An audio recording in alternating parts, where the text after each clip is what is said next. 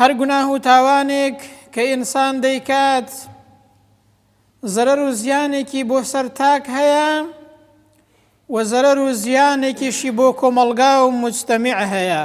واتە زەرەر و زیانەکانی گوناه و تاوان تەنها لەسەر شەخسی ئینسان لەسەر تاکێک کورت هەڵنایێت، بەڵکو هەر تاوانێک کە ئینسان بیگرێت هەم زەرەری بۆ تاک هەیە و هەم زەرەری بۆ کۆمەڵگا هەیە، هەم زەرەری بۆ دنیامان هەیە و هەم زەرەری بۆ قیامەتیشمان هەیە، خوا پەناماندات.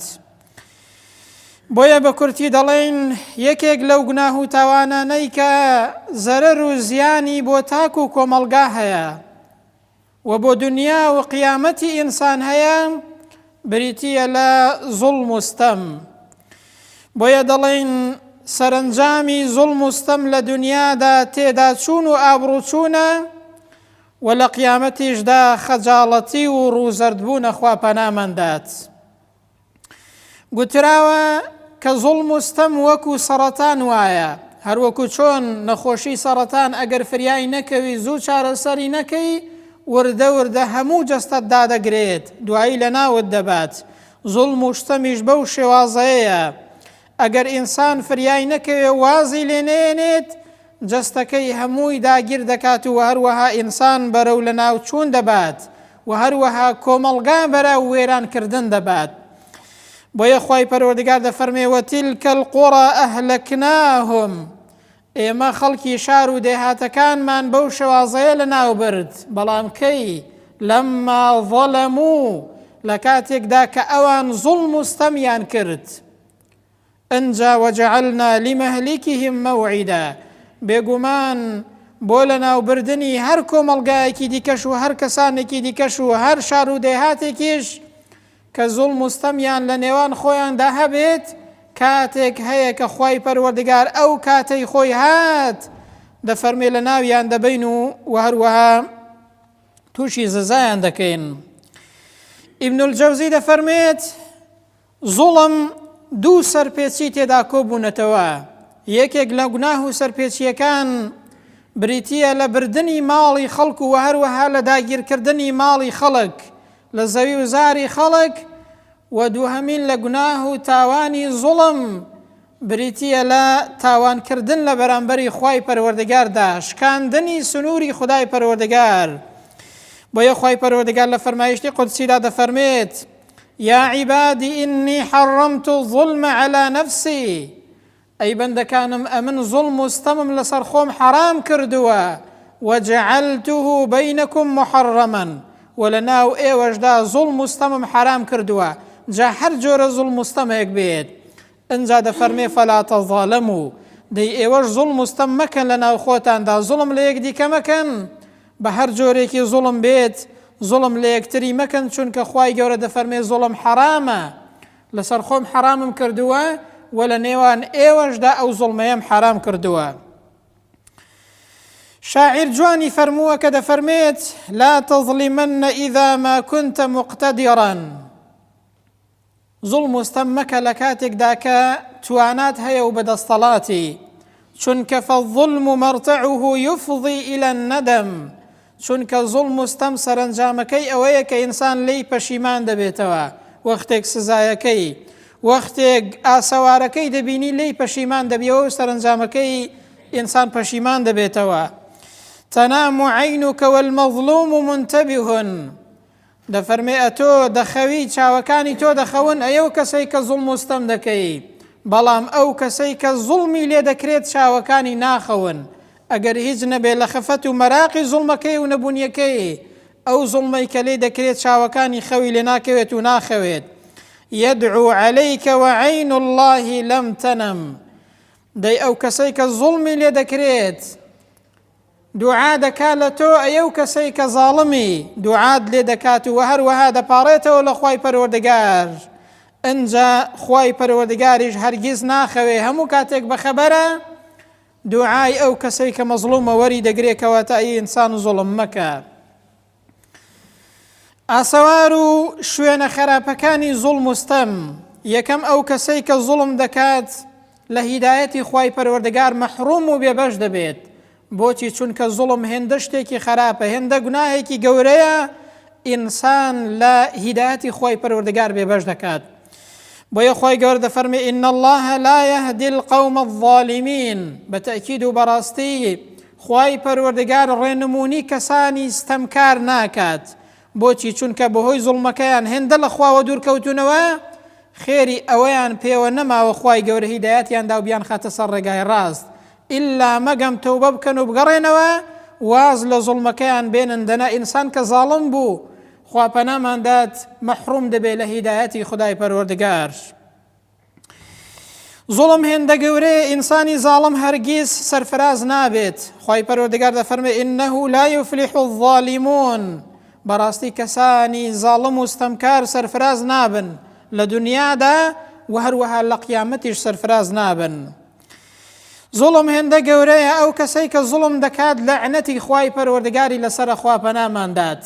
جا ئینسانێک خوا لەعنەتی لێ بکات، نەفرەتی لێ بکات، دووری خاتەوە لە ڕەحمەتی خۆی. لەعنەت یعنی چی؟ یعنی الطرد والإبعاد، یعنی دوورخستنەوە، یعنی فرێدان، یعنی دوورخستنەوەی ئەو کەسەی کە لەعنەتەکەی لەسەرە لە ڕەحمەتی خوای پەروەردگار خۆی گەورە دەری دەکاتەوە دەرەی دەنێت. بۆیە خۆی گەورە دەفەرمێ ئەلا لەعنەت الله على الظالمین، ئاگادار بن ئەی خەڵکینە کە لەعنەتی خوای پەروەردگار لەسەر ئینسانی زاڵمە، لەسەر ئینسانێکە کە ستەم دەکات لە خەڵک، لەعنەتی خوای پەروەردگاری لەسەرە. جا تۆ بڵێ کەسێک خوای پەروەردگار لەعنەتی لێ بکات دووری خاتەوە لە ڕەحمەتی خۆی، ئایا هیچ خێرێک بەو کەسەیەوە دەمێنێت؟ ئایا ئەو کەسە خێری پێوە دەمێنێت کە خوای گەورە دووری خاتەوە و دەریکا لە ڕەحمەتی خۆی؟ دەی بێگومان نەخەیر. ئەوەش حەزەرێکمان پێدەدا، ئەویش ئەوەیە کە ئینسان لە هەموو جۆرێکی زوڵم خۆی بە دوور بگرێت و هەروەها لە خۆی دوور خاتەوە.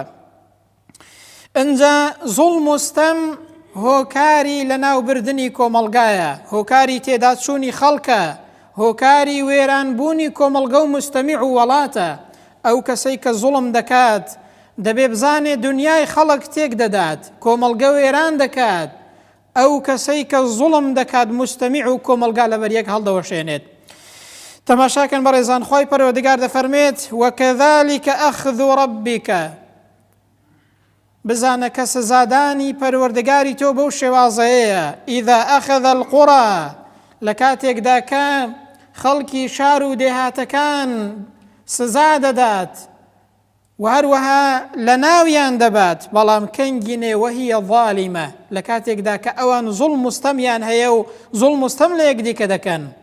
بەو شێوازەیە ئینە ئەخذەه ئەلیم شەدید، بەڕاستی لە ناوبردن و سزای تۆ زۆر بە ئێشە ئەی محەممەد صلی الله عليه وسلم. ئەی هەر مسلمانێک کە گوێت لێیە کە بە فەرمایشتی خوای پەروەردگار پند وەردەگری، گوێ لە فەرمایشتی خوای گەورە دەگری. خوا دەفەرمێ ئین ئەخذەه ئەلیم شەدید، بزانە گرتنی پەروەردگاری تۆ لە ناوبردن و سزای پەروەردگاری تۆ زۆر بە ئێش و ئازارە و هەروەها زۆر توندە لە کاتێکدا کە ئینسان تووشی دەبێت خوا پەناماندات.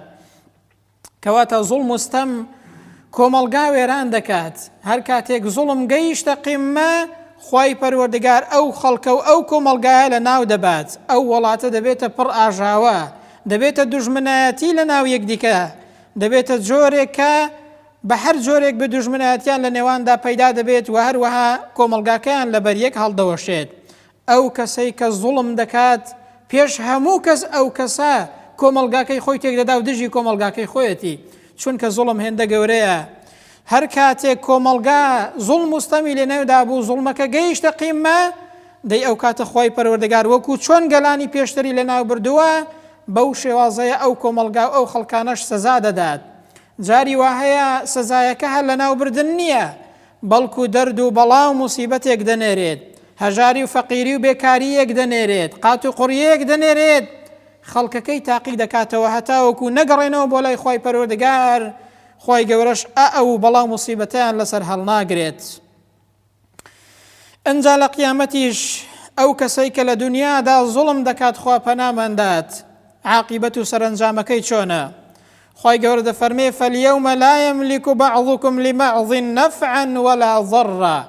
ئەوڕۆ ڕۆژێکە لەو ڕۆژەیەدا هیچ کەسێک ناتوانێ قازانجی بۆ هیچ کەسێک هەبێت نە زیانی بۆی هەبێت. ئەنجا وەنەقول للذین ظەلەموا، ئەنجا ئێمە دەڵێین و دەگوترێت بەو کەسانەی کە ستەمیان کردووە لە دنیادا. چیان پێ دەگوترێت بە ئینسانێکی زاڵم و ستەمکار؟ خی گەورە چی پێ دەڵێت؟ یاخۆت فریشتەکان چی پێ دەڵێن؟ ذوقوا عذاب النار، دەی بچێژە ئەو سزایەی کە زوڵم و ستەمت کردووە، ئاگر. ذوقوا عذاب النار، سزای ئاگر بچێژە لەو ڕۆژەیەدا خوا پەنامەندات. التي كنتم بها تكذبون، کە لە دنیادا بە درۆت دەزانی و بەڕاستت نەدەزانی، کە لە دنیادا حیسابت بۆی نەدەکرد، کە لە دنیادا گوێت لە فەرمایشتی خوا نەدەگرت، نەدەگەڕایەوە بە فەرمایشتی خوای پەروەردگار و فەرمایشتی پێغەمبەر صلی الله عليه وسلم. دەی ئەلەو ڕۆژەیەدا خوا پەنامەندا بە ئینسانی ستەمکار دەگوترێت ذوقوا عذاب النار، سزای ئاگر ئەوڕۆ بچێژە. ئاگەری جەهەنەم کە هەرخوا بۆ خۆی دەزانێت چەندە ناڕەحەتە و چەندە گەرمەوە، چەندە بە ئازارە خوا پەنامەندات. شاعیرێکیش جوانی گوتووە کە دەڵێت الظلم نار فلا تحقر صغيرته، زوڵم و ستەم ئاگرە، کەواتە زوڵمێکی گچکەش بەکەم مەگرە. مەڵێ شتێکی گچکەیە، زوڵمێکی کەمیش بەکەم مەگرە، چونکە لعل جذوة نار أحرقت بلدا، چونکە جاری وا هەیە لە ئاگرێکی زۆر کەم، چونکە جاری وا هەیە بەهۆی پشکۆیەک دەبینین وڵاتێک ئاگر دەگرێت، ئاگرێکی زۆر گچکە، و هەروەها پشکۆیەک جاری وا هەیە یەک وڵات ئاگر دەدات، و ئەرز و زراعەتێکی زۆر کاتێک کە وشک دەبێت بەهۆی ئاگرێکی کەمەوە لە ناو دەچێت. کەواتە الظلم نار فلا تحقر صغيرته، زوڵم و ستەم ئاگرێکە ئەوەندە خراپە، ئەگەر کەمیش بێت، ئەگەر گچکەش بێت، ئەو زوڵم و ستەمە بەکەم نەگری، چونکە جاری وا هەیە لە شتێکی زۆر گچکە ئاسەوار و وێرانیەکی زۆر خراپ ڕوودەدات. پێغەمبەر صلی الله عليه وسلم لە فەرمایشتێکدا کە ئیمامی بوخاری ڕیوایەتی کردووە دەفەرمێت إن الله ليملي للظالم حتى إذا أخذه لم يفلته، خوای پەروەردگار جاری وا هەیە مۆڵەتی ئینسانی ستەمکار دەدات، بەڵام ئەگەر گرتی بە شێوازێک ئەزیەت و ئازار و سزای دەدات، هەرگیز ڕزگاربوون و هەروەها نەجاتبوونی نییە. ئەنجا پێغەمبەر صلی الله عليه وسلم ئەو ئاەتەی خوێندەوە وەکەذلك أخذ ربك إذا أخذ القرى، سزای پەروەردگاری تۆ بەو شێوازەیەیە کاتێک کە خەڵکی شار و دێهاتەکان سزا دەدات، بەڵام کەنگی نێوەهیە ظالمە، لە کاتێکدا کە ئەوان زوڵم و ستەم بکەن و زاڵم بن و زوڵم و ستەمیان لە نێودا بێت. إن أخذه أليم شديد، بەڕاستی سزا و گرتنی پەروەردگاری تۆ زۆر بە ئێشە و هەروەها زۆر توندە بۆ ئەو کەسانەی کە زوڵم دەکەن و زاڵم و ستەمکارن. تاووسی یەمانی کە یەکێکە لە پیاوچاکان و زانایان دەچێتە لای هیشامی کوڕی عەبدولمەلیک، پێی دەڵێت لە خوای پەروەردگار بترسە لە ڕۆژی بانگکردن، لەو ڕۆژەیە کە بانکەرێک بانگ دەکات، لەو ڕۆژەیە بترسە. هیشامی کوڕی عەبدولمەلیک پێی دەڵێ ڕۆژی بانگکردن چییە و کامە ڕۆژەیە ڕۆژی بانگکردن؟ تاووسی یەمانیش پێی دەڵێ ئەو ڕۆژەیە کە خوای پەروەردگار دەفەرمێت فأذن مؤذن بينهم، بانکەرێک جارچیەک لە نێوانیاندا بانگ دەکات و دەڵێت أن لعنة الله على الظالمين، لعنەتی خوای پەروەردگار لەو کەسانە بێ کە زاڵم و ستەمکارن. دەی ئەی ئەو کەسەی کە کار بەدەستی موسڵمانانی و کاری موسڵمانانت بەدەستە و کار بەدەستی، لە خوای پەروەردگار بترسە. لە ڕۆژی بانگکردن ئاوا بە هیشامی کوڕی عەبدولمەلیک دەڵێت. ئەنجا دەفەرمێ هیشامی کوڕی عەبدولمەلیک یەکسەر لە خۆی دەچێت و بە جۆرێک دەبورێتەوە و بێهۆش دەبێت. بۆیە تاووسی یەمانی دەفەرمێت ئەوە بە شێوازی باسکردن و وەسفکردنی بۆ ئەو ڕۆژەی کە بە ڕۆژی بانگکردنە، ئەو ڕۆژەی کە ڕۆژی قیامەت و سزادانە، ئەو کەسەیە وای لێبێت بەو شێوازەیە بێهۆش بێت. دەفەرمێ ئەی ئەگەر بیبینێت ئاگرەکە ببینێت و سزایەکە ببینێت، بانگکردنەکە بۆ خۆی ببیستێت، دەبێت لەو ڕۆژەیەدا ئینسان چۆن بێت. خۆزگە هەموو کەسێک خۆزگە هەمومان کاتێک کە گوێمان لە فەرمایشتی خوای پەروەردگار دەبوو، گوێمان لە نەسیحەت و ئامۆژگاری دەبوو، بەو شێوازەیە دەبووین کە پند و عیبرەتمان وەردەگرت کە دەترساین ئەو پیاوە کە تەنها بە ئامۆژگاری یەکێک لە پیاو چاکان یەکسەر بورایەوە و لە هۆش خۆی چوو. خۆزگە ئێمەش کە کاتێک بە ئایەتێک بە فەرمایشتێکی پێغەمبەر صلی الله عليه وسلم ئامۆژگاری دەکرێن بگەڕێینەوە و هەروەها دەرس و پند وەربگرین و هەروەها لەو کەسانە بین کە ئامۆژگاری دەکرێن پند وەربگرین و هەروەها بە قسەی بکەین.